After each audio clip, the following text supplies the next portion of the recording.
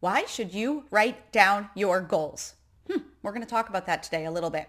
I have oddly picked up a couple of books on this, and they all end up a lot more woo than I thought they'd be. I think I keep looking for the science. I don't know how much hard facts are there. However, I do know that all of the woo people that talk about writing down your goals see the proof. They see that when they have clients or when they have people that they talk to about writing down your goals, and by writing, I mean with a pen, I mean with, paper, I mean writing down your goals, not just typing. When you take that pen to paper, when you write down your goals, it has a power to it and the chance to get it done that most things don't. Okay, so fun story. I've done the workshops where you go and you write down your goals on a sheet and then you give it to the person and then 1 year later they mail it to you and you're supposed to open it and look at it with awe that everything came true and you're like, oh my goodness, how did that happen? Yeah, I've done that and nothing has come true. So I'm not saying that it's magic. I'm not saying that if you write down your goals, everything will happen. But here's what I do want to talk about with why you should consider trying this. When you take a pen or pencil to paper and write down what your goals are, there are a few things that are happening. One, you have to think enough about your goals to actually write it down. So you're really focusing and thinking about it. You're putting a lot of thought into it.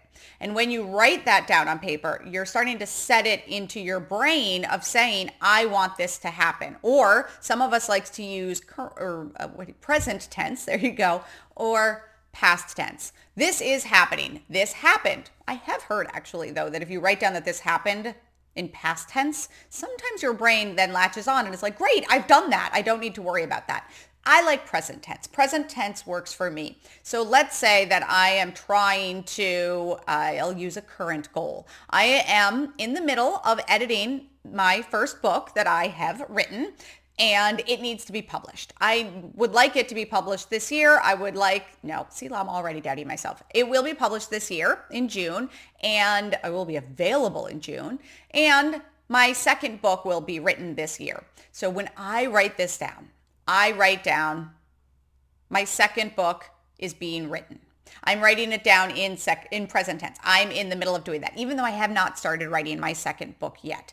I don't want to say my second book has been published because then my brain kind of starts working on that third one. I like to be present tense so that my brain feels that we're working on this. You know how when you're in the shower, when you're on a walk, all of a sudden all these problems start to be solved? That's what you're doing. You're planting these seeds so that when you're in that rest time, when your brain is not actively doing things, it's solving these problems. It's figuring out how to get them done. The other side of this is that you need to write it down regularly. What's the quote? Millionaires write their, or what's the difference between a millionaire and a billionaire? Millionaires write their goals down once a day. Billionaires write their goals down twice a day. So get into that habit of a couple of times a day, write it down. I keep my current big goal on a Post-it note. It is stuck to the bottom of my monitor. Because I am that way. You can write it down on a scrap of paper, but I like a journal where I just repeat it, kind of like The Shining.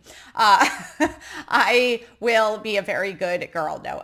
Realistically, though, that repetitive, constant reminder to yourself. So sure, there's a lot of power that comes just from writing down your goals or maybe writing it out in a long story of what you want your life to look like and that just happening. But there's more power in that daily repetition of writing down that goal. It helps you open yourself up to the opportunities that will help you get there.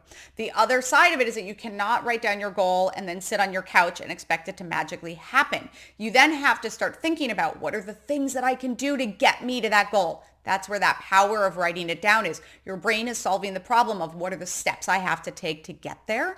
It might just be what is the first thing that I can do? What can I do today that is a small task that will help me get to that goal? And then tomorrow, what is the next thing? Those small actions will add up bigger than one grand thing that you do once in your life. If you do something small every day, it will have a much bigger impact and get you to that goal. If it's a big goal, if you want to earn $1 million in a year, what's the one thing you can do to earn $5 right now? What's the one thing tomorrow that you can do to earn $10? But keep working on that, writing down that goal, thinking about getting to that, and every day opening yourself up to what can I do today for this? It will make it so that when opportunity arises, you're there and you're waiting.